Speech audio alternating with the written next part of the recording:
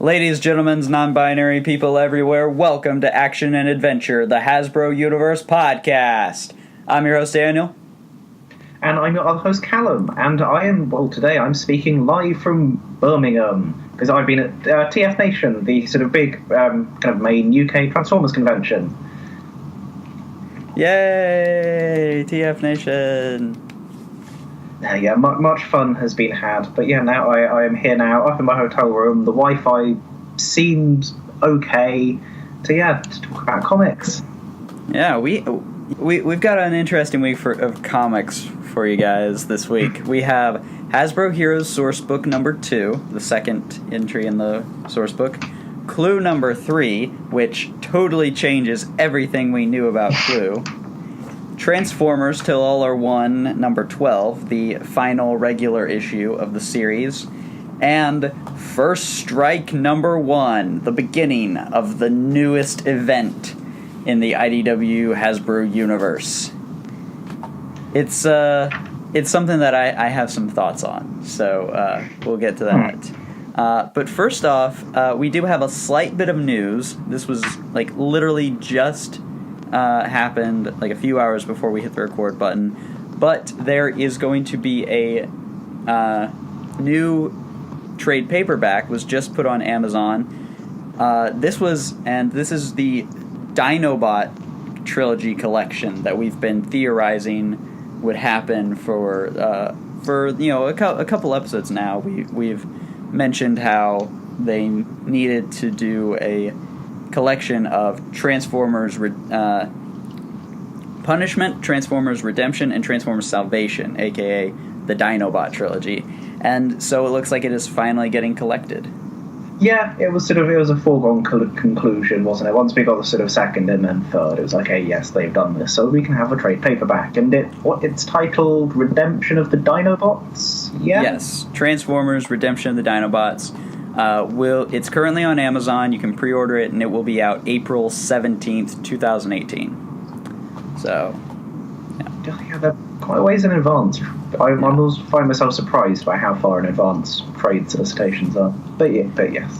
Yeah, Amazon gets them real early. That's the thing. We had the First Strike stuff a month back, and that's not coming out for quite a while. So, but yeah, as someone who only read, who didn't pick up the Dinobot books, mostly just because I was why spend $7.99 on these books? With the exception of Salvation, which we talked about for the podcast, I'm actually really looking forward to this because I've heard really good things about Redemption, and I've read Salvation, and I really enjoyed Salvation despite being somewhat lost on it. So I'm definitely looking forward to picking up this trade and reading the full story. Yeah, because I suppose kind of up until now, if you wanted to read those in print, your kind of only option was tracking down the original releases, which it's going to involve going through kind of back issues essentially, online or at your comic shop. Yeah. So, but really that's the only news outside of some stuff that did come out of TFNation. Our very own Callum here was in attendance for for a couple panels, right? Oh, yeah, no, I've been live tweeting a variety of panels from the Allspark Twitter account, which is at Allspark News. So you can go look those up if you like. And so yeah, today there was a Lost Light panel with James Roberts and Jack Lawrence, and they talked a bit about sort of making of stuff, but also mentioned a few things that are going to be coming up. So yeah, you can go look up those panel reports. Oh no, actually, also relevant to comics. Sarah, Peter, and DeRoche did a panel as well yesterday. Again, and actually, yeah, but just a quick bit of news from that. Apparently, IDW are hoping to keep her around on other books after Till All Are One is finished. So that's nice. I should hope so, because I love Sarah's art. I think it's great. And I picked up her combined print of the issue 9 to 12 covers with the sort of person standing behind a person. You lucky dog. Yeah. Oh, actually, and also Rom versus Transformers 1 from Alex Milne, and the cover, that is. And Kazar Brummer's Thundercracker and Buster print. I think, she's tweeted it, hasn't she, I think. Next year I'm going, okay? we're gonna... That's the thing, if I can go next year, though, like, we got to get a panel or something, Action and Adventure Live. That'd be great. Get McFeely in on it or something, I don't know. So there's just some Lost Light stuff, but like I won't talk at length about here. You can go look up the panel report, and also you'll be listening to this next week, so it won't be quite as hot off the presses by then. Yeah, but certainly sounds like a fun convention. Yeah, no, there's been lots going on, and I'm glad that TFNation does have sort of a reasonably heavy focus on comics stuff always in terms of guests and things, because that's what I'm there for, honestly. Yeah. But we should probably get on, shouldn't we? Yes, let's get on to the books. First up, Hasbro Heroes Sourcebook number 2. This issue covers characters from the E to the O's, I believe, because it ends on Oz, right? Yeah. Yeah. It ends on goes through Orpheon and Oz.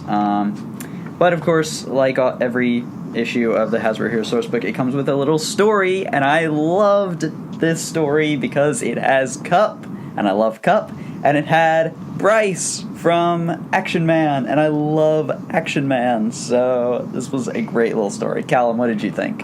Oh yeah, it's nice, isn't it? And to add on to Kup and Bryce, that's great. It also had I've forgotten his name now. It's Transit. Transit, yeah. Transit, yes, who was an original Decepticon created for the RID cartoon tie-in comic, like a year or 2 years maybe now ago. So that's nice that he has made the leap to Generation 1. He was a bus before, so now he's been brought in to be a London double-decker. And so he is red now, as opposed to the different colour that he was before that I don't remember what it was. But yeah, so it's nice it's nice that kind of the RID Decepticons are appearing in other stuff, because as we all know, RID Decepticons are great. Yeah, that is easily like one of my favorite parts of RID was the Decepticons, like Steeljaw and Bisque and all that. Like, and the boss man himself. Yeah. But yeah, this was a fun little story because obviously we know Kup has been he's sort of like an unofficial AMP member, right? He's like he's described. Bryce describes him as technically part of the Action Man project. He's sort of like a kind of freelancer. External contractor for the Action Man program. Yeah, exactly. So it's like, to see him working with the other Action Man support staff outside of Ian was really cool, and I really like Bryce. Bryce was one of my favorite characters from the Action Man mini, so it was cool seeing him work out. And there's that hilarious panel where he's bouncing on the ground. He's like, ow, ow, ow, ow. Thank you, grass. Ow. It's a great story. Because this story, as well as it's a little story in its own right, but it also serves to explain how Kup got his new body that's based on the Titan's Return toy. Because actually, it was a bit weird because in Revolution, throughout all of X-RAD's season 2, Kup was a sort of retro-looking kind of pickup truck thing, wasn't he? It kind of reminded me of the what was it, the Universe or Generations toy? Yeah. Well, I think but with the sort of properly retro truck, I think, instead of just being sort of retro style. But yeah, I digress.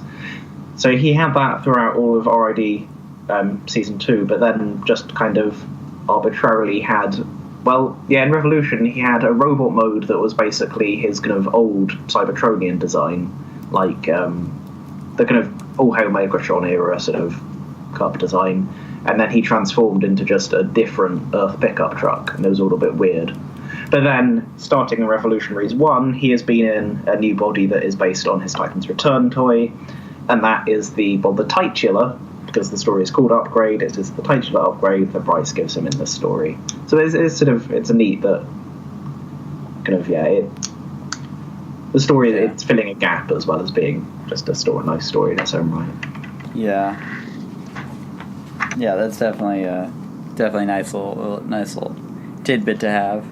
Yeah. So overall, it was a solid story. But of course, the main feature to these books is the profiles, and we're not going to go through all the profiles, but I did want to highlight some of the ones that that kind of stood out to me, particularly the mask ones. Now, in the first issue, we had Gloria Baker. And the way they wrote it was like Aura, parentheses, Gloria Baker. They didn't include the parentheses for any of the other characters. It's just their code names, which I don't get why they stuck with those code names for this profile book, because they barely use those code names. Yeah, they have not. I don't think they've used them at all in the Mask solo book. You might be right. Yeah. I feel like it literally have only been, like, the names have only been used in, like, the little boxes in Revolution and Revolutionaries. Yeah, no, that feels very possible. Yeah. I don't know. It just strikes me as odd, like, to me, because, like, why push these names, these code names, if they're not actually being used in the book? Yeah, one might wonder. Yeah. But another thing I wanted to point out was apparently Vanessa Warfield has been married and divorced. Oh, which I did not remember noticing that. Let me flip through. Yeah, like it's not even really it's not even expounded upon in the in her bio. It's like, which to me she always seemed a little young for that, but I don't know, like. I don't know, just a fun little tidbit, I thought. Yeah. We also get one of the characters that I was actually surprised to see, and I'm glad we actually got a little expansion on, is Klain from Micronauts. Yeah, I wasn't expecting that at all. I was like, oh, okay, hey, I guess sort of maybe there was kind of a quota of Micronauts characters, and he made the cut. Yeah. Well, that's the thing. I mean, I can understand them doing, like, Baron Digon and the Red Falcon. Those characters are, because those are based on classic toys. But Klain was kind of just he kind of was just a generic military guy, But, now we have a whole backstory where he apparently wanted to join G.I. Joe, but, like, was rejected because of his, he wasn't psychologically suited for it and all that. And it's actually pretty interesting. I like that this book, for certain characters, will go into all this history that we don't have in the main books. I think it's a nice little bit of extra storytelling, personally. Yeah, no, it's nice to have, isn't it? Yeah, and I do like the idea of that backstory idea of he wanted to get into G.I. Joe but couldn't. That's it's a clever backstory to give sort of a military bad guy in a world where G.I. Joe exists. Yeah. Callum, did you have any profiles that you wanted to highlight? I think. Oh, actually, yeah. So, Garrison Krieger / General Blitz was that. That spends some time elaborating on some stuff. We have that and also the Major Blood and also the October Guard profiles spend a bit of time elaborating on some stuff from Revolutionaries 1 that wasn't super clear.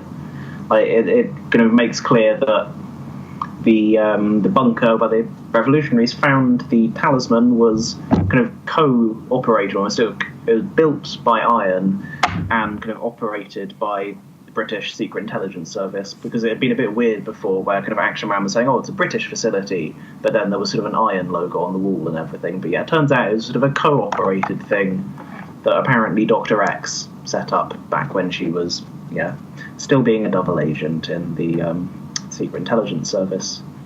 Oh no, also then the Blood or the October Guard ones, I forget, confirms that one October Guard guy that I don't remember which one it is, who Mayday and Rom found dead on the way down to the bunker, had been shot by Action Man, which I kind of assumed, I think, but it was never said explicitly. But that's confirmed. I actually didn't notice that. Yeah. I mean, I kind of assumed it because Action Man was the only person around who'd be using a gun. But if I have to say, if there's one thing that kind of disappointed me, it was that the Krieger profile didn't try to reconcile that mention of General Blitz from back in the Van Lente run of G.I. Joe. Oh, yeah. It's sort of, it's an odd outlier now, isn't it? Yeah, because that's the thing. I was like, because that's the thing. The history that we've gotten with Garrison Krieger, is completely at odds with Colton's story about the Screaming Eagles fighting General Blitz. It's so I almost have to wonder, is that just a different General Blitz? Is Garrison Krieger not? Is there a different General Blitz? And I know this is just my wiki editor brain being too focused on details, but it's I was kind of hoping this would this would fill in the gaps in that regard, but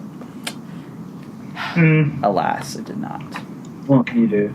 Oh, and I did the Major Blood, the fact that Major Blood's profile basically has confirmed that after he got his arm chopped off, that he replaced it with with the traditional cyborg arm that the character is known for. So, I wonder if that is that sort of technically a spoiler. Is Major Blood going to be in a future issue with a robot arm?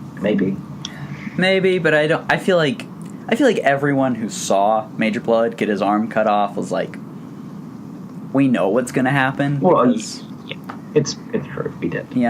It's kind of like seeing Nick Fury and seeing him and saying, it's getting his eye shot and then being oh, what's going to happen to Nick Fury? You know what's going to happen to Nick Fury. He's going to get an eye patch. Well, yes.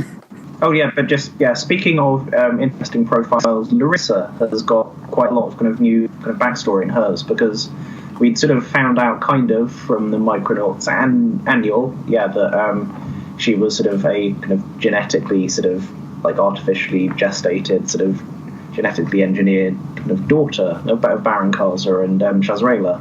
And so that's expanded upon here. She was apparently technically a clone from the genetic material of her parents. Larissa's early life consisted of upgrading to larger and larger scientific tanks. She never experienced a childhood, as the scientists put her through a rigorous series of accelerated growth procedures. So that's an interesting thing to learn about Larissa, that she didn't actually grow up normally and is possibly only a few years old technically. That's wow. Yeah, I definitely liked getting more info on Larissa, because she's definitely the character. She's probably one of my favorite characters of the Micronauts. So it's getting to see her full backstory after it was teased in the Micronauts annual was top notch. Yeah, and because and it explains that her sort of whole kind of solid holograms orbital defender gear thing is something she sort of stole on her way out almost of escaping from. And it explains how she met Hesley. Don't remember his surname. The smuggler guy that she was working for. Hesley Farrow. Series. Farrow. Yes, there we go. And actually, it also suggests that sort of. Apparently, sort of Baron Karza's sort of also, I guess the sort of micro-space empire homeworld is called Throne World, which I quite like. That's sort of it's a cute name. I feel like that's a Marvel reference, but I can't remember. I'm not as well versed in Marvel Micronauts as I am Marvel ROM, so perhaps. I don't know. And and across the page we've got Livia as well, and there's sort of a bit of interesting stuff some of it is just kind of the events of the raw manual. But there's a few kind of new things, like sort of, but kind of before the events of that issue, almost how like Livia and Phylar met Rom at university and stuff like that. Yeah. Flipping through, what were some other interesting ones? Oh yeah, Dr. Mindbender's profile, in which Aubrey Sitterson cleans up after Brandon Easton and establishes the weird Verstal Bender name that Brandon Easton made up for some reason. Well, I can guess the reason is that he hadn't read up on IDW Dr. Mindbender. But yeah, that's established here as being sort of a new identity that he established for himself. I'm gonna try to find that out, like, because something we didn't mention for the listeners is I'm gonna be interviewing Brandon Easton later on this week, so I'm gonna be trying to find that out, and so it's gonna be an interesting interview. I don't think it was deliberate, because otherwise that would have been a really weird decision in the Revolution one-shot to have him referred to as Armand Singh in one panel, in one caption box, and then referred to as Dr. Bender in dialogue in the exact same panel. So, by the way, they changed that for the trade. Oh, did they? Yeah, they changed which direction? They changed the caption to Verstal Bender. Oh. Yeah.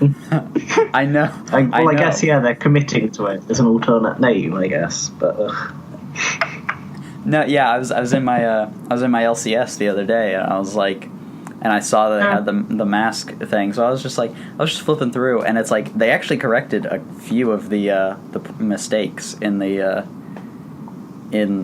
Revolution issue. So good on IDW, for fixing that stuff in the trade. Yeah, although I do have to say that this Mindbender profile still doesn't account for any of really much of his established history from old IDW Joe stuff. Because G.I. Joe Hearts and Minds was a series, I think, it was a kind of standalone mini-series written by the guy who wrote World War Z, who I think is Max Brooks. But yeah, it was a series of kind of one-shot things doing kind of just character spotlights, basically. And there was one for Dr. Mindbender, and it had him sort of being involved in the Manhattan Project and sort of all sorts of stuff like that, because he was a physicist originally in IDW Joe, not like a man and psychologist kind of thing.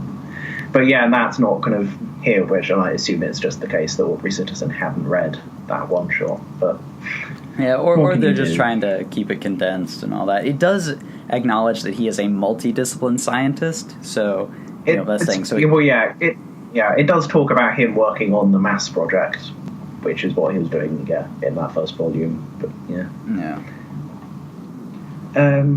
So what else was it? Actually, I'm just flipping through. I'm going to take issue with the fact that Oz is the last character in this volume, because in this book, if characters that have got that are listed under a real name with a first name and a surname are sorted by alphabetized by surname, except Oz, who is alphabetized by his first name. Yeah, it's just odd. How did that happen, guys? Or is it like? Because, I mean, everyone with kind of like a superhero name is sorted just by, like, the start of their name, obviously. Oh, actually, yeah, titles. Actually, and it's weird as well. Like, titles, so, like, Dr. Mindbender is sorted alphabetized by the M for Mindbender. But then, like, the Barons, Baron Carter, Baron Digon, were sorted by B, and it's all a bit, what's going on here, guys? This isn't very consistent. Yeah, well, like Major Blood, like, is under M. He's before Darby Mason. Yeah. It's almost weird. Like, I don't know. I feel, what was General Joe Colton sorted under? He was Joe Colton. He was C. He was in the last book, so he was. Oh, actually, no, yeah, he was under C, wasn't he? Yeah. Yeah, he was under C for Colton. So, yeah, so it's like if weird. You've got a kind of. It's like if you've got a rank or a title that's an actual title, that's ignored. But if it's a title that's part of your sort of like, no, that's not even there's no consistency to it. Yeah, it's weird. Yeah, I will say I was surprised that Grimlock got a profile in this. Like, he seemed like. I think it's because he had one in Revolution already. I don't think the Grimlock profile's new. Really? I thought. No, it was on the card, but it wasn't in Revolution. Oh, maybe I'm imagining it. I feel like. No, you're right. You're right. Yeah. I'm thinking the trading card is what. Yeah. See, because you actually got those trading cards. Yeah, I did. They're neat little things, and I guess it does mean that all these profiles were written quite a while ago because, like, the ones that have trading cards and have now gotten profiles, they're clearly. Yeah. It becomes clear that the trading cards are cut down versions of the full length ones. So yeah. Yeah. I will say this though about Grimlock and Megatron, because those are like the only two Lost Light characters, like more than meets the eye / Lost Light characters who've gotten profiles in this. Pretty much every other Transformer who has gotten a profile has been involved in has either been Earth-based with Optimus Prime, or has been involved in the crossovers like Windblade.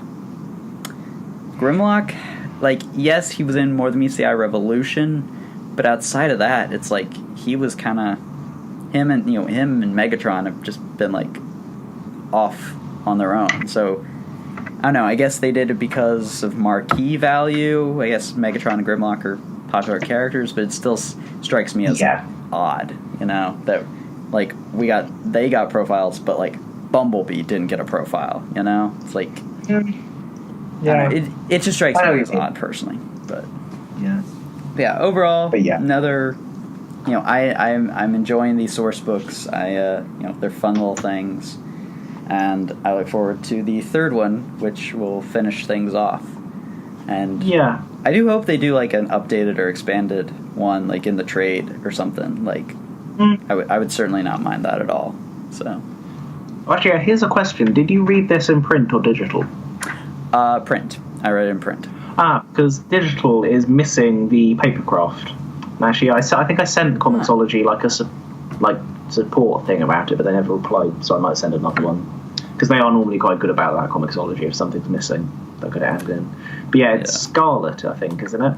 Yeah, it's Scarlet from G.I. Joe. So. Yeah, no, that's missing in digital at the minute. Yeah, I do want to make them sometime. Yeah. All right, moving on. Let's talk about Clue number 3. So this issue totally blindsided me. Callum, what did you think about this issue? No, I didn't expect our final page twist, and Upton got me good. He did. Yeah. But, it's a good issue.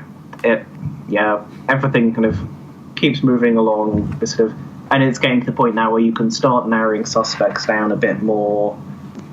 Yeah. And do you want to talk about that final page twist? Okay, if you have not been reading Clue, please, we implore you, stop this podcast right now.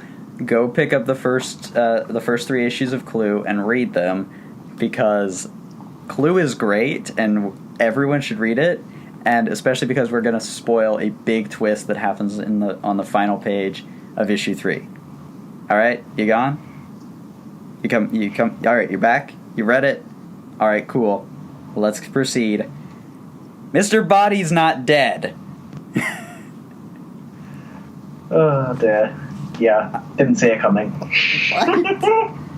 I mean, that's the one thing about Clue, that pretty much every incarnation, from the movie to the to the games to whatever, it's there's a victim.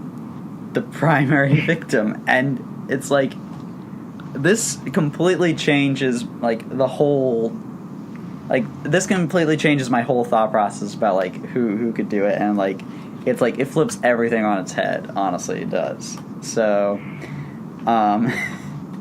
But yeah, this issue definitely like it definitely was more of that big moment kind of thing, and definitely narrows down the suspects, and we start getting into the other mystery, and that's thing, and the real mystery of the book, which is the flower, the oh gosh, what did they call it, the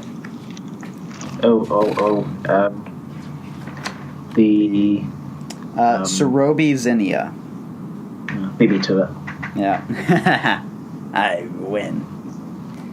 But yeah, and that's really, I think, that's one of the things where this has become less of a murder mystery and more the mystery of this flower. Yeah. What did you think, Callum?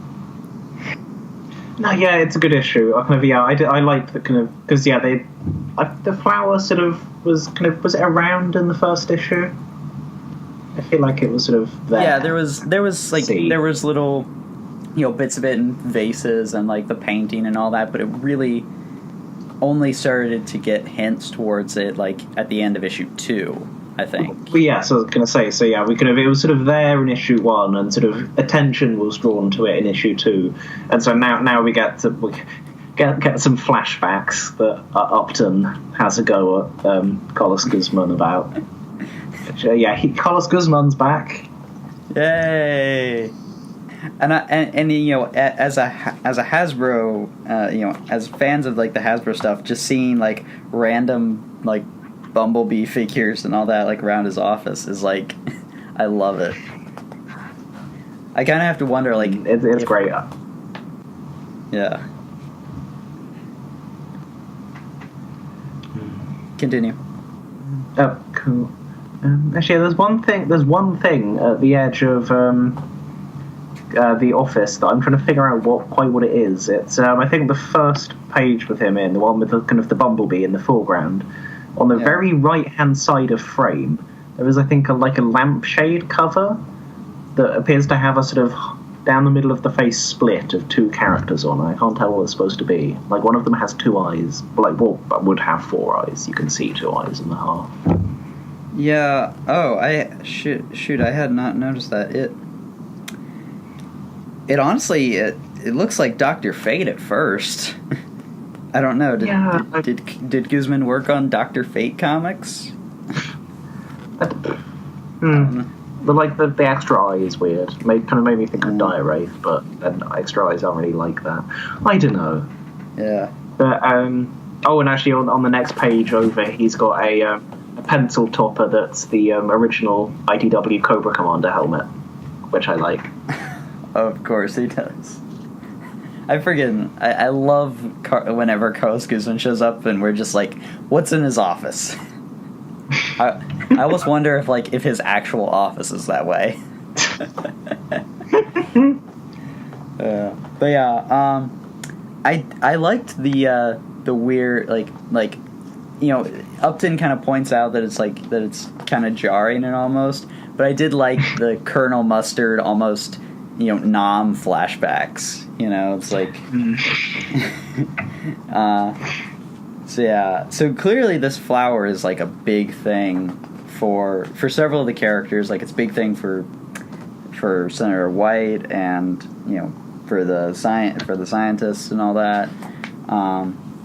So clearly it has something to do. Like literally, it looks like the only person who doesn't know what is up with the flowers is Miss Scarlet, which again leaves me wondering. When it comes to the who did it, is she playing dumb and she actually knows what this is all about, or is she really just nah?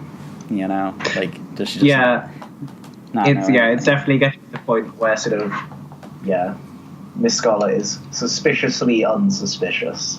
Yeah. But again, maybe she's just a red herring. It's true, yes. It's true. I mean, a literal red herring. Yeah. But yeah, the Nelson Daniel art continues to be very nice this issue. Yeah. Sort of, I like the lightning strike. The third to last page. I'm on it. Yeah, Plum and Orchid are sort of walking away. That sort of big, nice big panel with the sort of lightning strike going on. It's very sort of. I don't know. I don't have the adjectives to efficiently describe Nelson Daniels' art style, but I like it and it's nice, and I'm happy that he's going to be doing some G.I. Joe. It's almost splatter.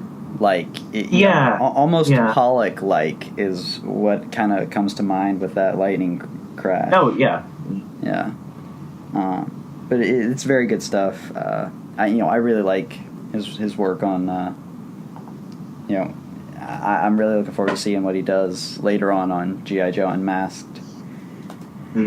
But the big thing is, as always, it's Murder Watch. Do. So, Callum, who do you think is the murderer?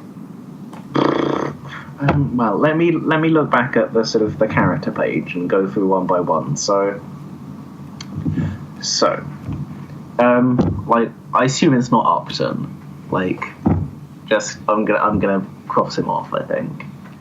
Same. So we've got, I don't know. I still kind of wonder if there could be multiple murderers at this point, but. Well, that's the funny thing, because one of our victims, we actually have less victims this issue than we did last time. Because last time we had Mr. Body,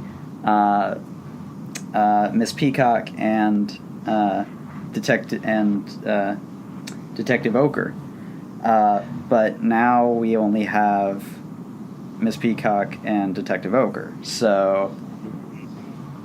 So yeah, I'm guessing that, Mr. Body's thing here was invite a bunch of people that kind of he doesn't like to his house, pretend to get murdered, and then have them all kind of get at each other's throats because they think one of them is a murderer. I assume that's what Mr. Body has done here.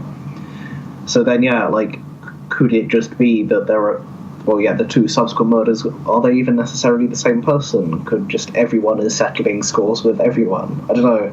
But yeah, so Miss Scarlet is suspicious at this point. She is so unsuspicious it has to be suspicious.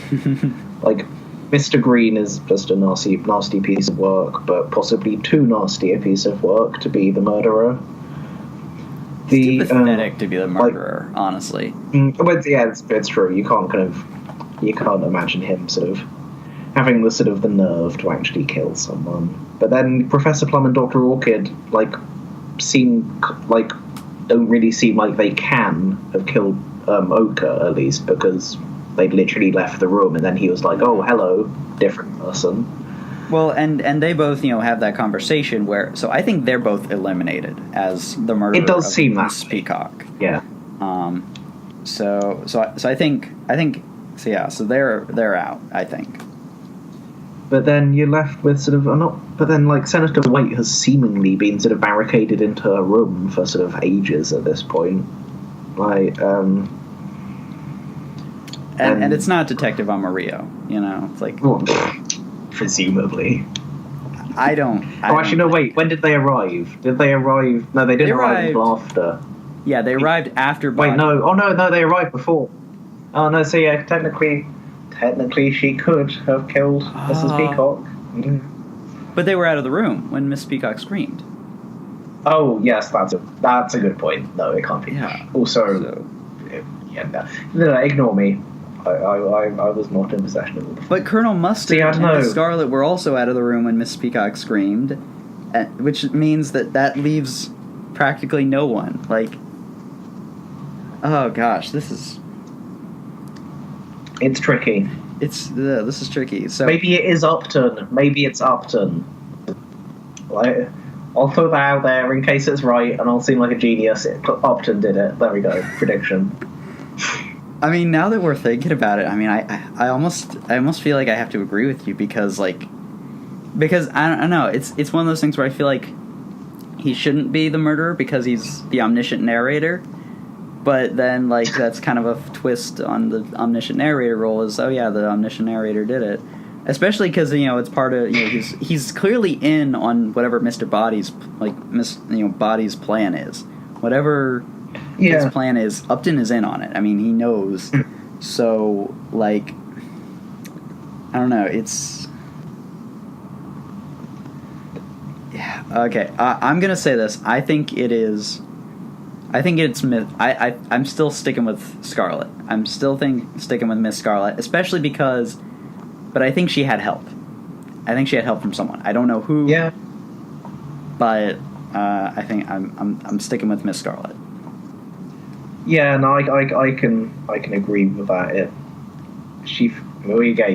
I said this repeatedly, but it is suspicious the degree to which the story is telling us. Nah, she's not suspicious. That's it. Yeah.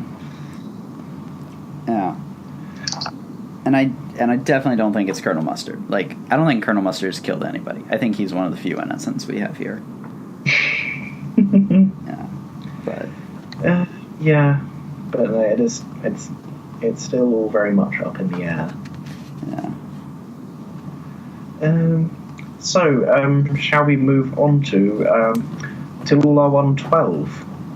Which, yes. It's the final regular issue of Tillula 1. We've got an annual coming in December, I think, to sort of conclude all the ongoing storylines.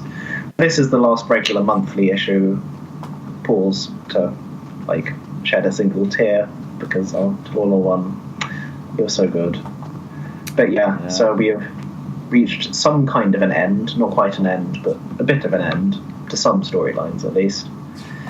And so we had our kind of battle in the Mindscape is joined by Starscream, who has we're doing the whole Transformers Prime middle of season 1 thing here. We've got people going into people's minds to help people fight other people, and Starscream's come into Windblade's mind, and the entire issue pretty much is spent inside Windblade's mind, isn't it?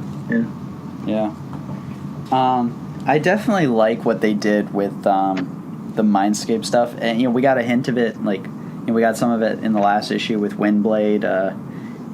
Getting her super duper magical girl form, and it's that's thing. We see when Starscream shows up, we see Vigilem take on the form of Megatron, and he just starts beating Starscream. But we see Starscream going through all of his different bodies, going to classic G1 and Armada, and all that. Yeah, it's in reverse order, those bodies. So he tears off the current one, it's the Combiner Wars one, tears that off, it's the Armada one, and then the sort of the classic G1 kind of masterpiecey one. But technically he ought to have gone back to the ongoing F-22. But no, it's his G1 kind of form he had in all her Megatron and stuff.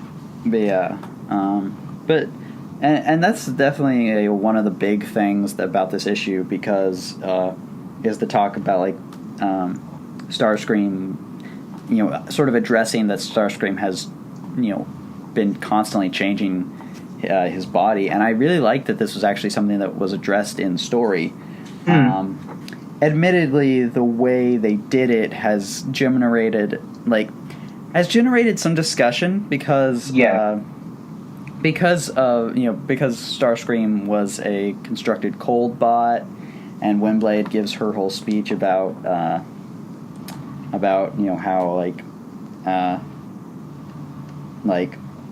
cold construction is she says what is this horror, this cold construction? It's which cold construction was supposed to kind of be a metaphor for racism, so it's I feel like this is a discussion that has a lot of different sides to it, and I'm not exactly the person who's the most qualified to speak on it. But I did want to get your thoughts on it. It's an interesting one because 100% without a doubt, when forged versus cold construction thing was sort of first conceived of by James Roberts, it was done to be a race metaphor, not a mace metaphor. And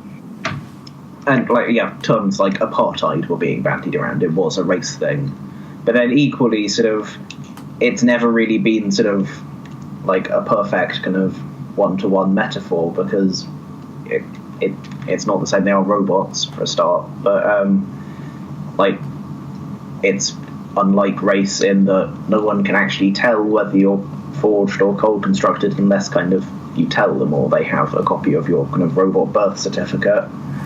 Yeah.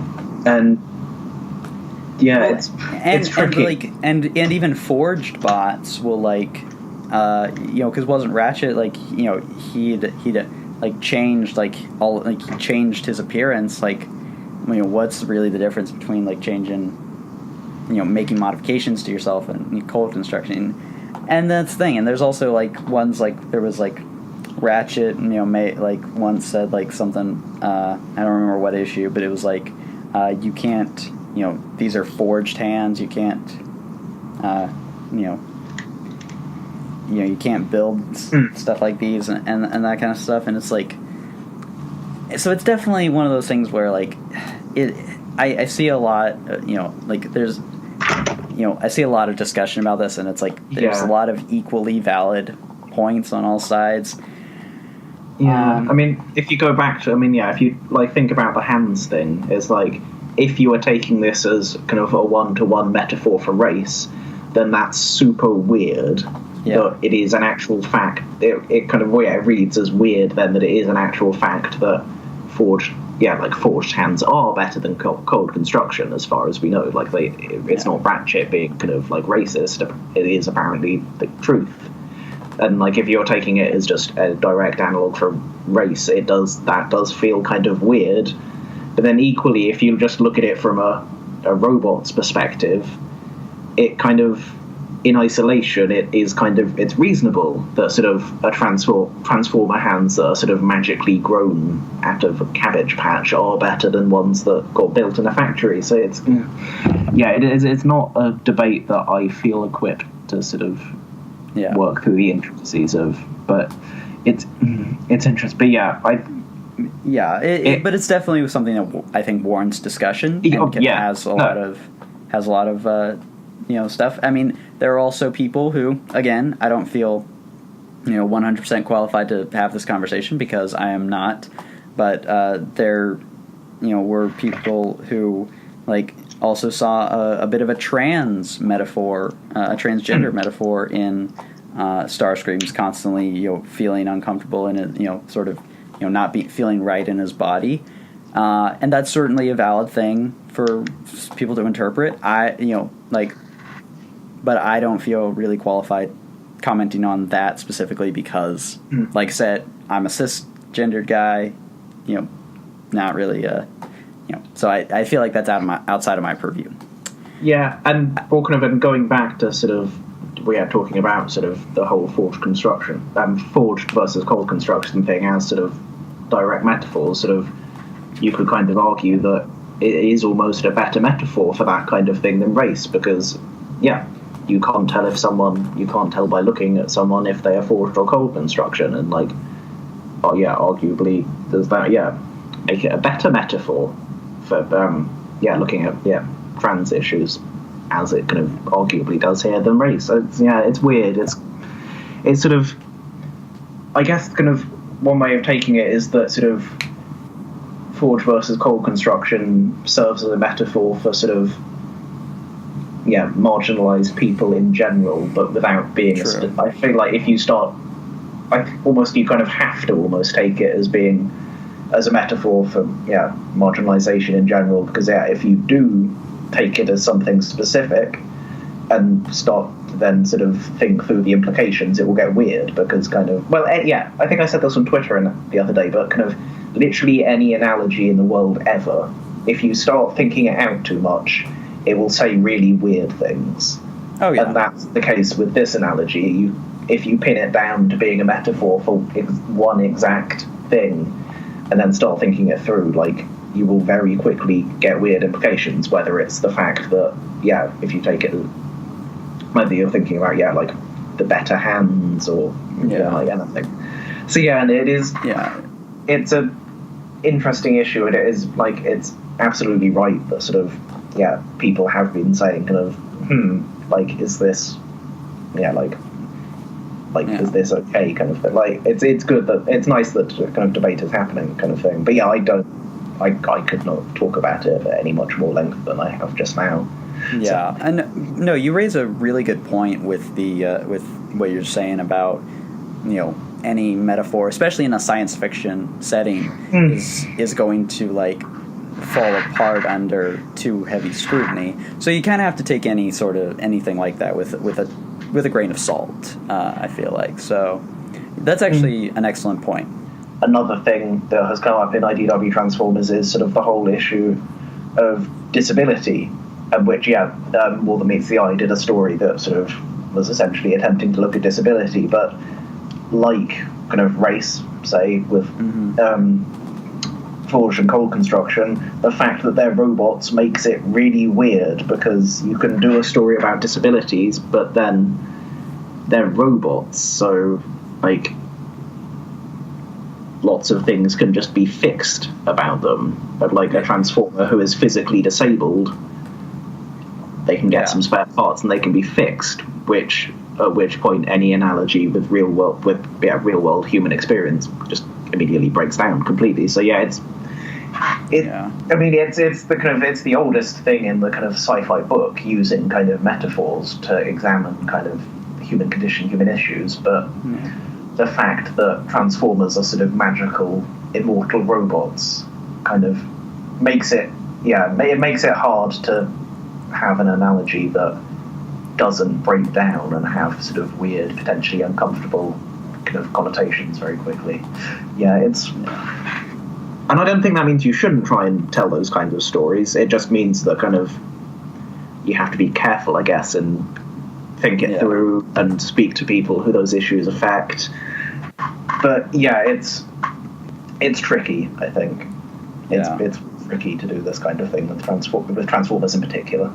Yeah, but I think no matter on what on what your opinion is on that whole issue, I do think you have to admit though, that scene with Windblade hammering at Starscream's spark, that was like a really great scene. Like that was like I could almost hear the anime music in my head, be like dun dun dun dun, like crescendo up to like that moment where the quote unquote true Starscream shows up.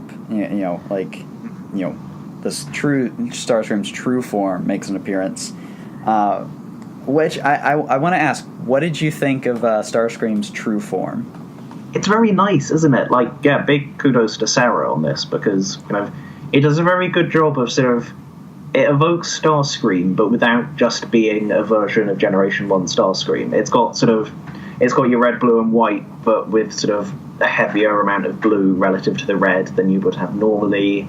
He's got sort of shoulder wings and things, but he's got an extra set, and they're sort of positioned differently. And it's a really nice looking Transformer design just on its own. I'm gonna be honest, I don't think it's a great Starscream design. I think it's a great Transformers design, but I don't like it for Starscream. To me, it's like it's too different from Starscream. Like, we've had very different Starscreams in the past, like we've had like movie Starscream, but I feel like in a lot of respects, every Starscream has certain like design traits, like the head primarily, the color scheme, and while it does stick with the red, white, and blue, and the shoulder wings, I feel like that's really all it really does. And it's like, when I first saw this, I was like, that's supposed to be Starscream. It just, I don't know, something about the head and having like the traditional like head crest, like, and the colors, like, I felt like it went a little too far in a lot of ways for my taste, for what I want out of Starscream.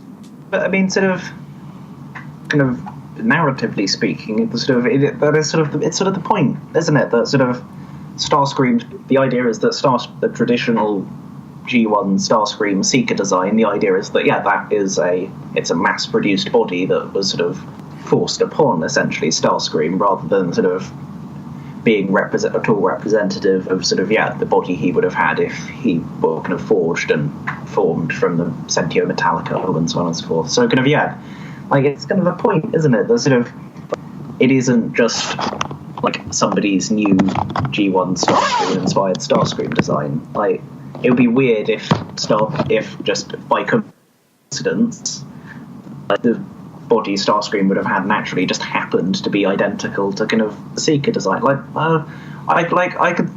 You could have done the colours, like the colour balance closer, maybe.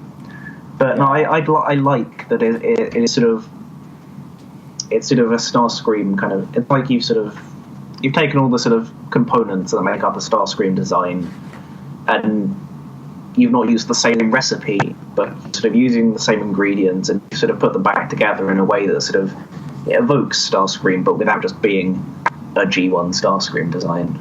But yeah, I like it personally, and I think I think it kind of has to be that way for the kind of narrative to make sense, I figure. Yeah, I mean, I get that. It just, to me, is like, when I look at it, I don't think Starscream. Like the more I look at it, like, the more it's like, well, okay, he does at least have the, shoulder wings, and he has like little guns on his arms, but outside of that, it's like, it just, to me, it just did not look. And I don't know, maybe just a slight modification to the head would be better, but it just, to me, it just didn't. It was like, seemed like not a very Starscream-esque design, and I realize that that's the point, isn't it? It's not supposed to be Starscream. Yeah. I understand that's the point, but it's still, like, Starscream, just as a character who has existed for 30 years, Starscream has a very specific look, and it's like, changing so much of it, like, throws me off just as a reader, like, I will acknowledge that's the point, but it's like, to me, I think it went a little too far. It's a great design for a Transformer. It's something that I don't see and think Starscream. Well, I mean, again, it's not a design that you would ever use for Starscream on an ongoing basis. You wouldn't start writing a comic where Starscream looks like this permanently. Yeah. But it's not supposed to be just another Starscream design. It's supposed to be sort of, Actually, I'm just like, there's a lot of stuff there. He has the cockpit in the center of his chest. He has sort of turbines on his sort of pecs. He's got kind of things pointing up over his shoulders. It's kind of I like the way that it is sort of it's sort of Starscream's ingredients put together differently. And I think it kind of works for what it needs, and that works well for what it's supposed to be, which is kind of Starscream. See, now I do wonder, though, without being a Seeker, kind of. Sorry. I do wonder, though, like, if someone like was to take this and like digitally like recolor it to be a bit more like, prominent red and all that, I do wonder if that would like make a difference. Is like if they swapped like the prominence of the blue and the red, if that would sort of like make it a bit more Starscream like. No doubt. If you put that a traditional Starscream kind of color layout on that, it would. So if someone were to do that, and like I would wonder how, like, I wonder if that might make me warm to this design as Starscream a bit more, but I will admit, it's a good design. It's a cool design, and I do love that moment where he just steps on Vigilem, like, it's just like squish. That's a pretty great moment. But yeah. So kind of from then on out, we have kind of a final scene with kind of just them and Arachnid out in the sort of the real world, and it sort of puts a capstone on sort of like Starscream and Windblade's kind of joint kind of character journey almost to a degree. Like, obviously they're still going to be interacting in the annual, but sort of this feels kind of like a culmination of some of the stuff that has been done with them together as characters by Meredith Scott. Yeah, and I do like that it's returned Windblade to more to her to that place of optimism that she was in, like, that she was at, like, in the first Windblade mini. Because I feel like being involved in the Cybertronian politics and all that, and the cloak and dagger stuff is kind of, has worn on that a little. So it's to see her, more so, reflect, to once again be like, Solus and Primus gave me the truth too, and I'm going to speak with my own voice from now on. I really liked that moment. It's like it reaffirms Windblade's character, and I really, really dug it. Yeah, no, it's nice, and it's not a kind of it's not particularly an ending in terms of kind of ongoing plots, but it sort of there's a nice sense of kind of finality to it. Yeah. Yeah, well, still leaving the door open for her to continue to show up in other books and we've got the annual. Yeah. I also I do have to wonder though, because in the end, at the end of in the Mindscape, Windblade kind of basically she's absorbs Vigilem, so I don't really know, that's the thing, they don't really go into detail of what exactly is happening, but I do wonder if that's going to come back and come back around and be a problem with her embracing Vigilem and all that, and I wonder if that's sort of a backdoor where if we want we can bring Vigilem back, which I certainly like Vigilem, so I wouldn't mind seeing him come back as a Titan proper. So well, it's good of it's open enough that he could come back if they wanted to, couldn't they? Yeah, but overall it was a solid. It was a solid issue and a solid finale, I thought. Yeah, so it's not quite kind of it's not the finale. We've still got the annual to come. That's going to be kind of wrapping up kind of more plot stuff, where this has wrapped up some kind of character stuff. But yeah, so it's an ending, but not the ending for now. Yeah. But yeah, no, it is a fantastic issue though, definitely. Yeah. Doesn't really lead into First Strike in any way, but I'm definitely looking forward to seeing what happens in the annual. Here's my question to you though, because this really, this series was Windblade Volume 3 in a lot of respects. I do have to, this was something I was speculating on Twitter. I do have to wonder what is going to happen to Windblade, after the annual. Once sort of Scott is gone, and there's, as far as we know, there's no Cybertron-based book. I do have to wonder what's going to happen to Windblade and even the other characters. It's are they going to get absorbed into Optimus Prime? What's going to happen with that? Well, you say there's not going to be a Cybertron-based book, but we had a sort of weird hint the other day that Visionaries might be set on Cybertron. So maybe Windblade will be in Visionaries. Maybe that's it. Huh. It's an interesting question, isn't it? I feel like they'll keep her around somewhere, I have to assume, because she's Windblade. She's a big breakout character. Her book got people into the franchise, and she'll be some. Yeah, she's the fan-built bot. The first fan-built bot. So, yeah. But overall, we got the annual, and I am looking forward to that. But this brought everything to a nice conclusion, I thought. So. Yeah. Certainly, Windblade and Starscream's kind of story, kind of character story together. It's a nice conclusion to all that. Yeah. Alrighty. So, is there anything else? No. Yeah. That brings us on to First Strike number 1. First Strike number 1. Now, as we talked about this in our bonus episode, First Strike is a book that really should not be out by now, because half the other series that are supposed to lead into it are not over yet. But well, strictly speaking, it's those other series should be out by now. Well, First Strike is coming out on time, but yes, no, it is slightly irritating that we have had this event start before all the other ones have finished. The big thing is Revolutionaries number 8, which of course reveals the identity of Baron Ironblood. Now, the identity of Baron Ironblood is something I feel like we have been trying to avoid talking about on this podcast, but at this point it is unavoidable. Mm-hmm. So if you have been avoiding spoilers for the identity of Baron Ironblood, if you have somehow evaded them, we will be spoiling who Baron Ironblood is in this discussion. So please turn this off now. Come back and listen to it at a later date if this is something that really is a big thing.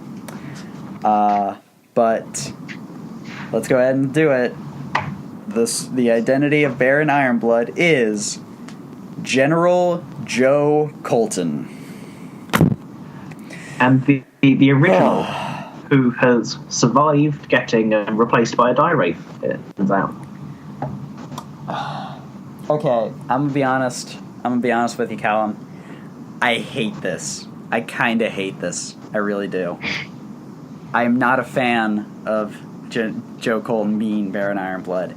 Like, I feel like it does not work with his character. Like, I just, I just don't, see Baron Ironblood. And quite frankly, the timeline for Baron Ironblood being Joe Colton is very confusing and doesn't make a whole lot of sense to me. And quite frankly, it feels like such a cheap thing to do after killing Colton and revealing that he was a dire wraith back in Revolution. It feels super cheap to me to be like, oh yeah, this hero, this old hero was, who's been a good guy for decades, chooses to, it's like, even if you choose to make him a villain in this specific crossover because, he's fighting against, because he has good reasons for fighting against the Cybertronians, it's still, you have him become a guy named Baron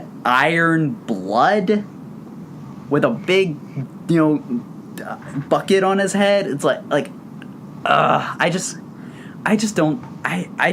I don't see it as credible, quite frankly. I feel like it's kind of a cop-out. See, I don't know, I feel the same way. Because Joe Colton's motivation, as we did learn back in First Strike Zero, but at that point it wasn't quite confirmed that he was Baron Ironblood and not just a guy who was part of this team. His motivation is that he wants rid of all the Cybertronians, which that's a reasonable thing for Joe Colton to believe. And then, I can I can accept that, he would then enlist a bunch of supervillains to help him do that, because his Joes are going to be a bunch of Nancy's about it.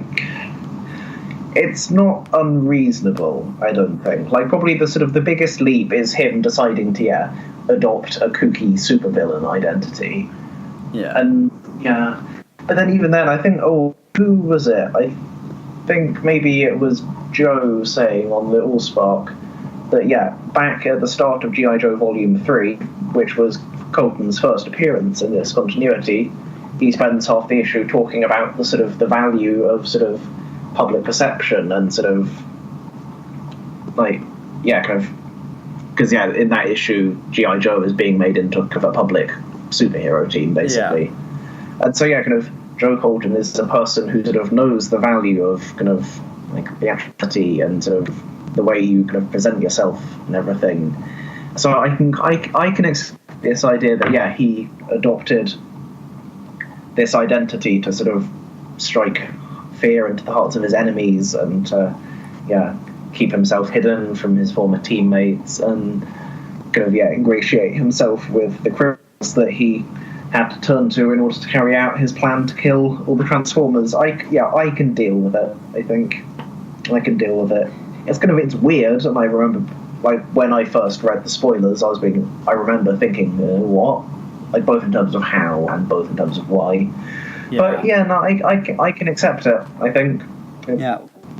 Well, that's the thing. When the spoilers first broke and you were avoiding them, I remember I said, all I said was, I don't see how it works, and that's sadly is not, has not changed. And another thing that strikes me as weird is I can buy Colton teaming up with teaming up with guys like Garrison Krieger and Miles Mayhem. because he has history with them, and like, you know, because Krieger, he looked up to the Screaming Eagles. Mayhem was, you know, his friend for decades.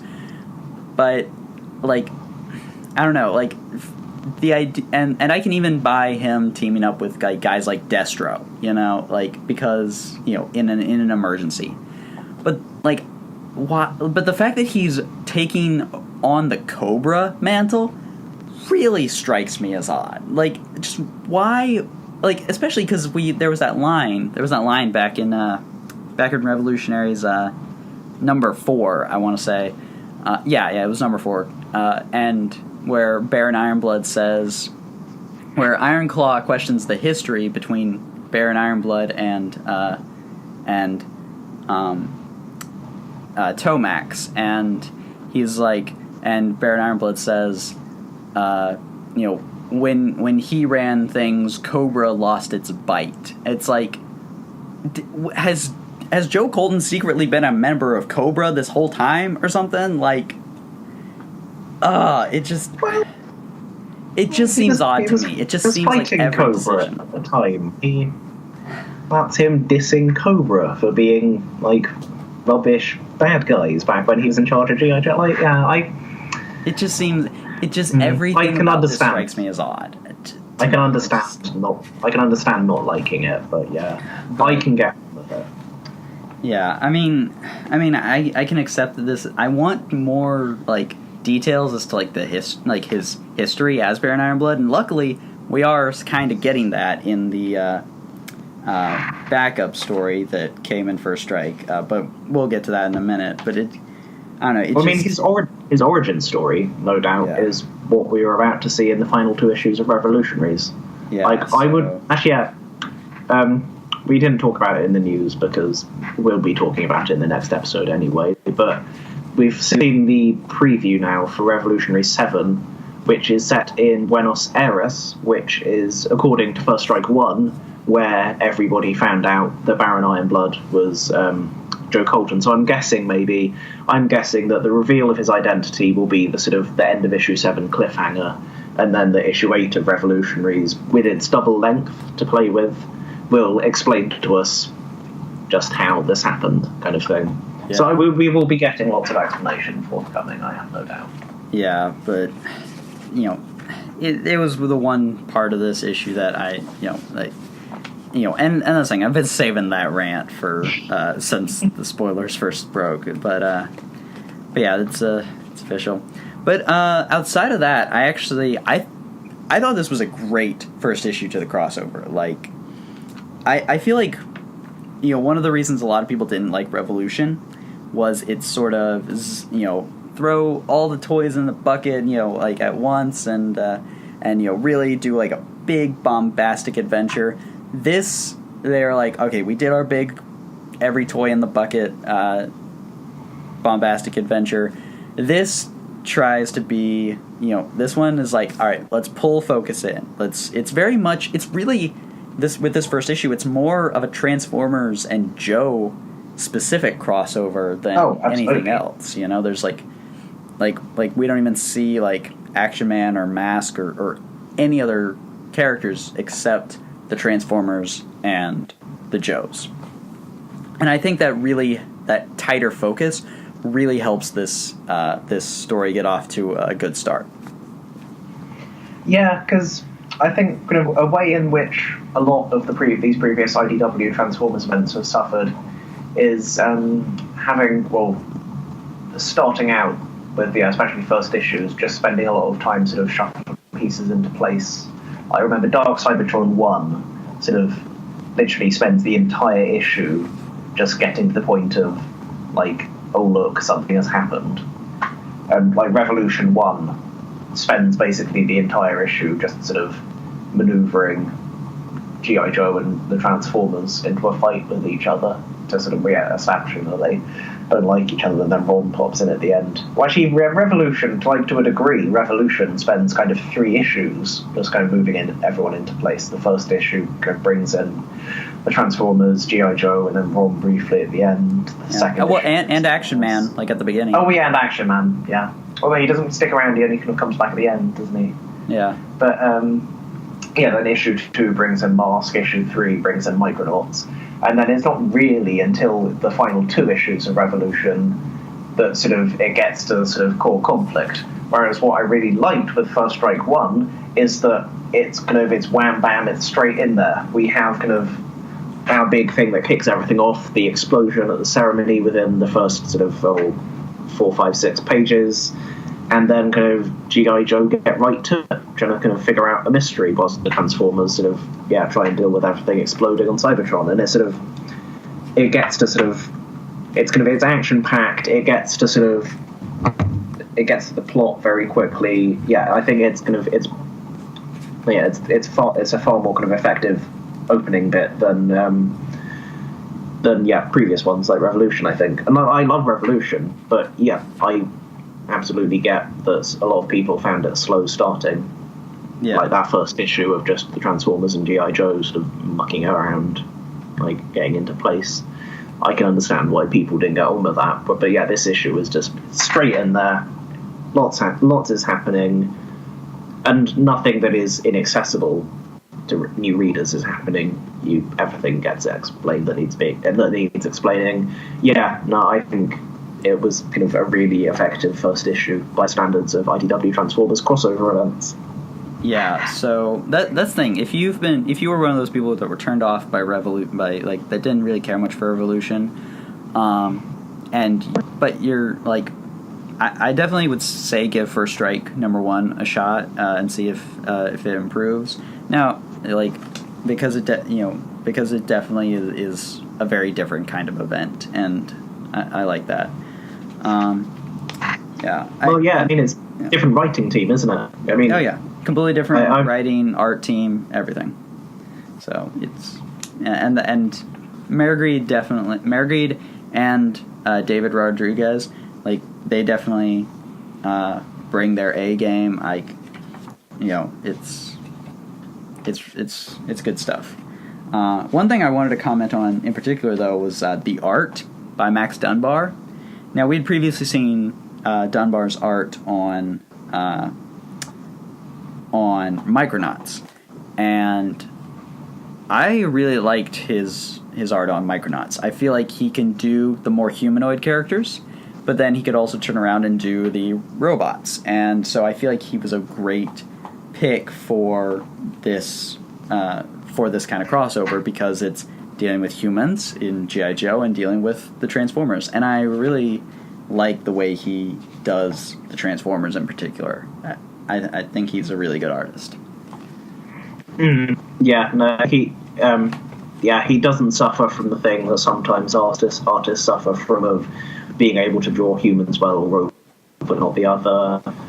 And nice expressiveness from everyone. Everyone can do nice kind of faces reacting to everything.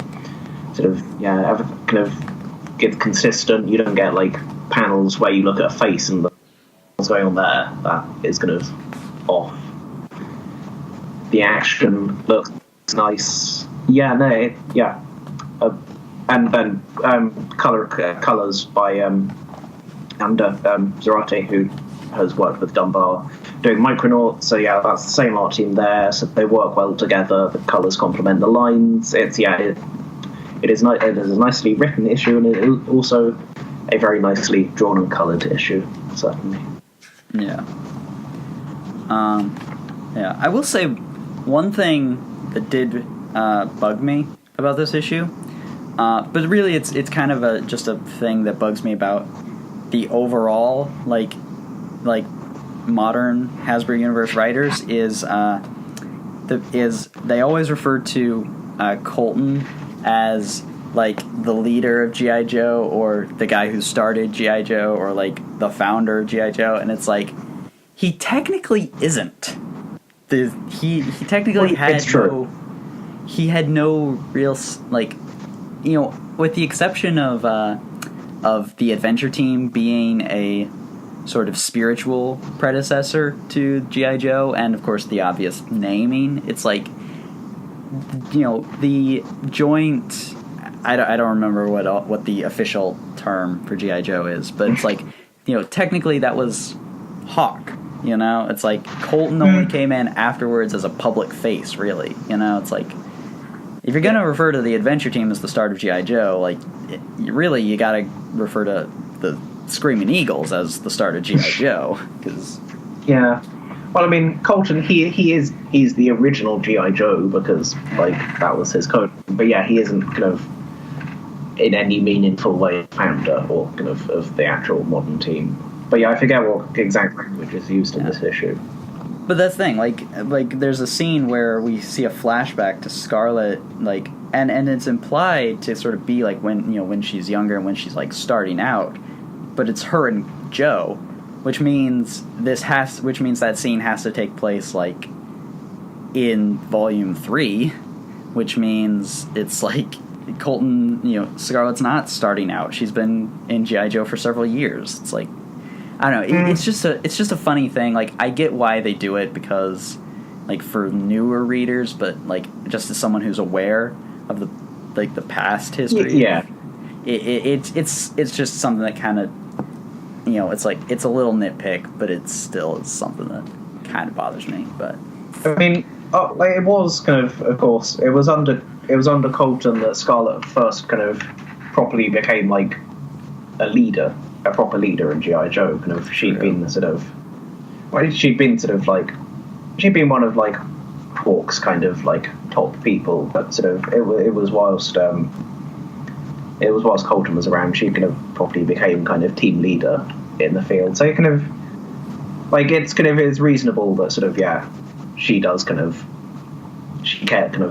about what he thinks and stuff, because they spend a lot of time together, especially in kind of in the terrible Karen Travis run. They hang around a fair bit, and so it's not unreasonable that sort of she does have a reasonably close relationship with Colton, but certainly anything referring to him as being kind of involved with the founding of this team is kind of not really accurate. No.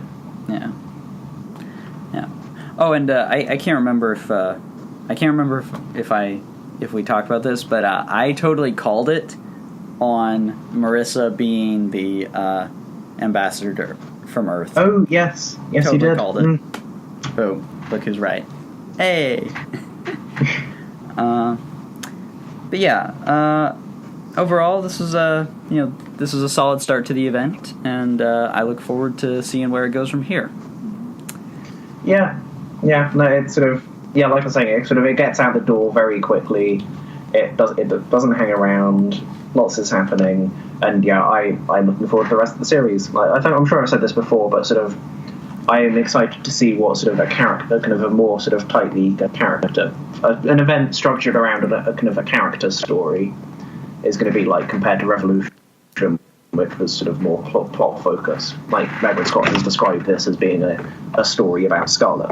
Who, I don't think we've kind of mentioned this in the show at all, have we? But Margaret Scott has kind of long, liked Scarlet. She has been a sort of a favourite character of hers, for a long time. So kind of, it's a good person to be writing this event. And I'm looking forward to sort of a character focused kind of a story that is character. It's a big story where stuff is happening, like capital letters, big important story, but also kind of character focused. So I'm really excited to see where it goes. I think it's going to be a good event. So we also something I alluded to earlier, we have the backup story that is going to run I believe in all 6 issues of the First Strike event, called The Origins of Evil, written by John Barber, with pencils by Netho Diaz and inks by Walden Wong, colors by David Garcia Cruz. And this story essentially shows sort of the formation of the Revolutionaries villains. It's sort of a Revolutionaries prequel. So it's Revolutionaries, and so obviously I love it. But it's definitely one of those things where I like that we're sort of getting sort of between First Strike number 0 and then this story, which pretty much has to take place afterwards. It's sort of the this is how the Iron Army / Iron Alliance / Team Iron, whatever. They still don't have an official name, and I kind of bugged by that, actually.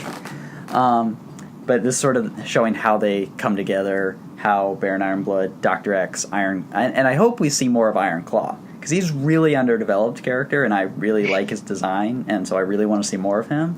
But he's really underdeveloped, so I hope we see more of Iron Claw. But yeah, this was just a nice, just a few pages story that sees Baron Ironblood cement his partnership with Dr. X and Storm Shadow. So it raises some interesting continuity questions, because back in Action Man 4, putting aside the fact that Dr. X implies that Baron Ironblood is some villain who's been around for a while, being a threat, maybe we'll get an explanation in Revolutionaries. Maybe he did pinch this identity from someone, who knows. But basically, at the end of Action Man 4, Dr. X gets a message from the Baron, clearly Baron Ironblood, saying, oh yes, the plan is going to be activated, and yes, once again, the fate of the Earth depends on the outcome of our little game, which implies that they're all they know the plan, they're teammates already, that kind of thing. Here, this has to be set after Revolution, because Dr. X thinks that Joe Colton is dead, and she is also the former director of intelligence at SAS. So it's after Action Man 4, because that's when she gets found out, and it has to be after Revolution 1, because she thinks Joe Colton is dead, his Dire Wraith duplicate having been killed very publicly. But then here, in this story, it's like Dr. X and Baron Ironblood are formally joining up for the first time. It's they clearly know each other, so maybe they have talked on the phone. But yeah, it doesn't really quite mesh with the end of Action Man 4. It's not insurmountable. You just have to hand wave slightly the implications of some dialogue. But yeah, clearly they had been chatting on the phone. They knew of each other, and maybe Dr. X knew that Baron Ironblood had some grand plan for the world. But in this story, Baron Ironblood turns up at a club in London where the Geddes brothers from the G1 cartoon episode make tracks, because if somebody is named in a John Barber issue, they are probably a reference to something. They have been trying to murder Dr. X, but Storm Shadow and the Red Shadows have seen to that. So yeah, the club is redder than usual because it is covered in blood. And they sit down, have a chat, drink some wine, and agree to team up. Yeah. And I did like how Colton seems to have had, because he chopped off his hand, presumably, we're assuming he chopped off his hand, in First Strike number 0, and got it replaced with a mechanical prosthesis, because let's face it, this is Garrison Krieger. He can hook you up with some prosthetics. He sort of shows off some of his new hands special abilities, which I kind of like. Presumably the hand is talisman powered, given that all of Krieger's stuff seems to be, and he can give nasty electric shocks. See, now I have to wonder though if this hand is connected to the talisman and is is possibly even derived from Mike's atomic limbs. I assume it's all the same thing. It's all ultimately from talisman. Atomic Man's limbs were built using an Iron Trooper. And Iron Troopers are generated by the talisman to protect itself. It's all connected. It's all connected. Yeah. Oh, that's another thing I forgot to comment. Okay, so Joe Colton, now being Baron Ironblood, also makes 3 out of 5 of the adventure team members who have gone evil. Wait. 3? Joe, Miles, and Mike. Go evil. He gets I mean, he kind of had that whole I control the talisman thing. I mean, he aligned himself with Krieger. He had that whole I control the talisman thing. He's kind of evil, you know. He teamed up with Krieger because sort of he wanted to be a better hero, and then like Krieger abused the hell out of him to the point that he ended up in a like weird semi-zombie state where he was all kind of murdered. But he's not evil. He said he had that moment in Revolutionaries number 6 though, where he was like, "I control the talisman." Like, he seemed to be in control. Like he was like, "I control the talisman," and all that. He seemed to be like, "Yeah, I'm aware of what's happening." It's like, and I'm okay with it. I'm somewhat evil now. I don't know. Yeah, I know what you mean. I mean, like, he's also, like, strung up and cabled into it and, like, doesn't really have a choice about not being one with the talisman and controlling it. So, I don't know, Yeah. We'll see if Revolutionaries number 7 addresses that, because, you know, we did get some slight stuff with Mike, Krieger, and Centurion in the preview for number 7, so we'll see what happens with that. Yeah. At the very least, he's half evil, and then Richard Ruby went on to become a reality star, so that's also half evil, so that's 3, okay? My math still makes sense. Sure. Yay, I win! But yeah, this is a good story. I'm looking forward to seeing the rest of the issues. I still think Storm Shadow is someone, though. Like, I don't know who. Oh, yeah, that's an interesting one. There's no kind of obvious candidates. I mean, it's possible she is just some random member of the Arashikage. Yeah, I just don't want it to be one of those things where she's never unmasked. It's like, I feel like eventually there has to be something there, but like, even if she is just a random Arashikage student, it's like still like I want the story of Storm Shadow, you know, of the second Storm Shadow. I want to know her deal, you know. So yeah. But yeah, so I assume we're going to get kind of we'll get one of these backup stories each issue, I assume, and I assume each one will be looking at a different sort of member of the team. So if we count them off, so we've had sort of Storm Shadow and Dr. X. There'll be a Miles Mayhem. Well, no, Miles Mayhem was kind of already working with Krieger in First Strike Zero, so maybe not Miles Mayhem, but I'm guessing we'll get Shazraela, Destro.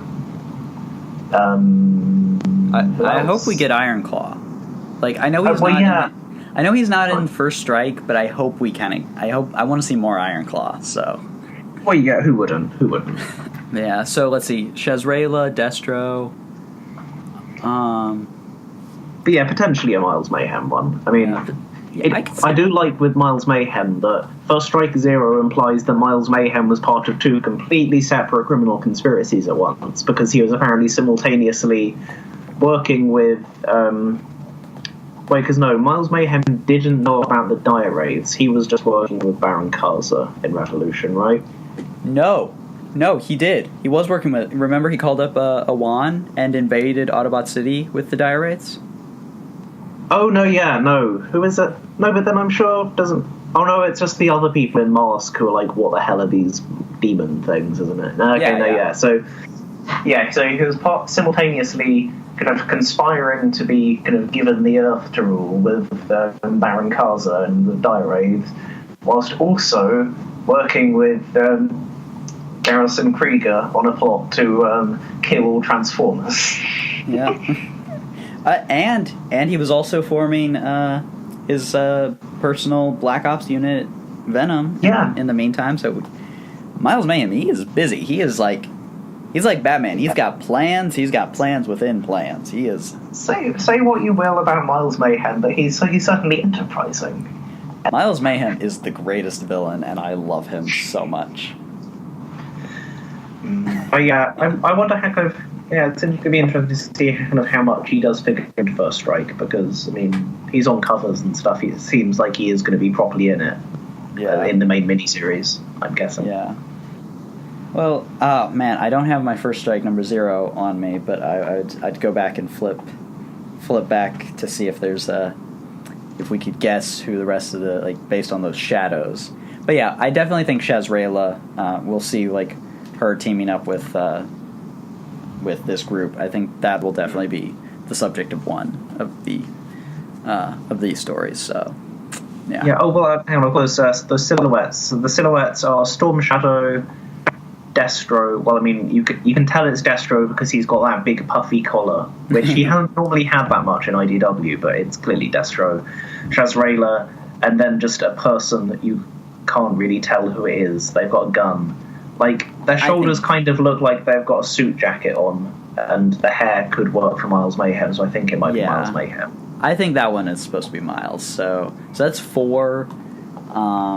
So that leaves, like, the last 2, which, for the last 2 issues of First Strike. So we'll see what happens between that and between the Revolutionaries number 8, because I feel like Revolutionaries number 8 is going to have a whole flashback to this is how I became Baron Ironblood kind of thing for Colton. So, but yeah, we'll see what happens. First Strike is definitely off to a great start, though. It is.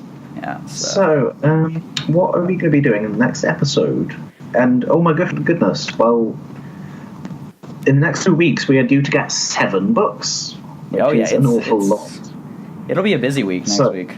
Yeah, God, I almost wonder if we might have to, like, split into 2 episodes because, well, I mean, I don't know. Do you want, like, a 3-hour-long podcast, faithful listeners?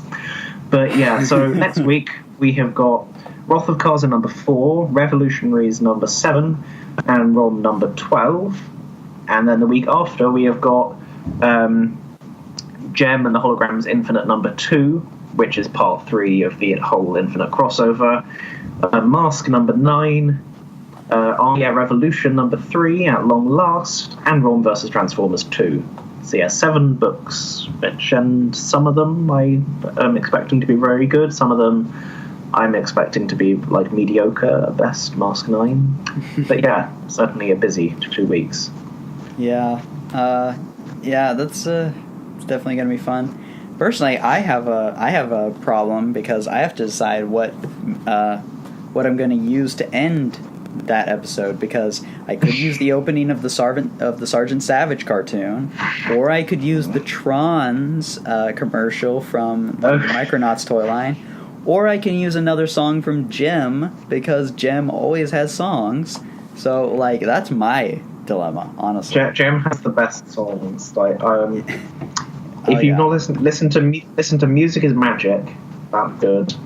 And Glitter and Gold is good. Those are, like, my top 2 picks of Gem songs. Well, like, specifically hologram songs. I need to think more about Misfits ones. Yeah, well, I mean, that's the thing. It's my hope is that every week we talk about Gem. Like, I can put in a Gem song. So hopefully we won't run out of Gem songs, though. But we'll cross that bridge when we get there. But yeah, overall, thank you all for listening. This has been a great episode. If you want to continue to follow the show, you can find us on Libsyn at hasbrouniverse.libsyn.com. You can find us on iTunes, Google Play, YouTube, wherever you like to listen to your podcasts. If we're not on a service, you can always contact us and tell us to get on it via our Twitter, which is Hasbro U Podcast, or you can search Action and Adventure. And of course, as always, we are hosted. Our episodes are hosted on allspark.com, one of the best Transformers communities out there online. And where you can talk about all the comics, all the toys, and everything relating to the Transformers. Yeah, we have a very active kind of comics forum there. Nice little community where when we talk about everything, not just the Transformers stuff. And also, I've figured out how to embed. I figured out that I can embed the podcasts into the front page posts, so you don't even have to click a link to view it from the Allspark front page. Yes, technology, it's amazing. So yeah. And before I go, we have a special announcement. I am getting the unique opportunity to interview Brandon Easton, writer of such comics as Transformers Deviations and Mask, Mobile Armored Strike Command. I will be we're currently taking questions. By the time this episode comes out, I will probably have already done the interview. But assuming it is before the Tuesday of the 15th that you're listening to this episode, before 2:30 p.m. Eastern Time, we're still taking questions. So it's going to be an interesting interview. I can already tell you. Obviously, yes, we're not really fans of Mask, but I do not believe that just because you don't like someone's work, you don't like someone as a person. So we're going to talk to Brandon. I will talk to Brandon, and it's going to be an interesting little thing. So look forward to that next week. No, yeah, I eagerly await the results of your chat with him. Callum can't do it because he's busy, Yes. Such is life. Yeah. Yeah. So, you can find the show, as we have mentioned, on Twitter and also Tumblr. We are Hasbro Universe. Are we Hasbro Universe or Hasbro Universe Podcast? I think I was making Hasbro Universe or Hasbro U. I think it's Hasbro Universe Podcast. It's Hasbro Universe Podcast.tumblr.com. We try and mirror content. Well, I try and mirror content when I remember. I think you're better at it normally. Yeah. I have this set up so it posts episodes automatically and all that. Yeah. So nice. Yeah. And Twitter, certainly we post previews, news, occasionally trivia if we think of something cool, that kind of thing. And you can find me as an individual person on lots of places on the internet under my username of Jalaguy, Jala Guy. So Twitter, Tumblr, forums like the Allspark. I will occasionally stick my head into TFW and other places, and wikis, TFWiki, I need to find more time to do more work on the IDW Hasbro Wiki. I need to finish Micronauts, I think. I'm still doing Micronauts Volume 2. But yeah, when I find the time, I'm on there. Again, Jalaguy. Yeah, everywhere Jalaguy. It's simple. See, he says that he's his own individual person, but actually it's just an elaborate hoax. We're the same person. We just have elaborate Twitter and Tumblr accounts that are completely different. Nobody's figured it out yet. If you want to find me, you can find me pretty much anywhere on the internet as under Daniel Adkins, but specifically my Twitter is Daniel Adkins PRD.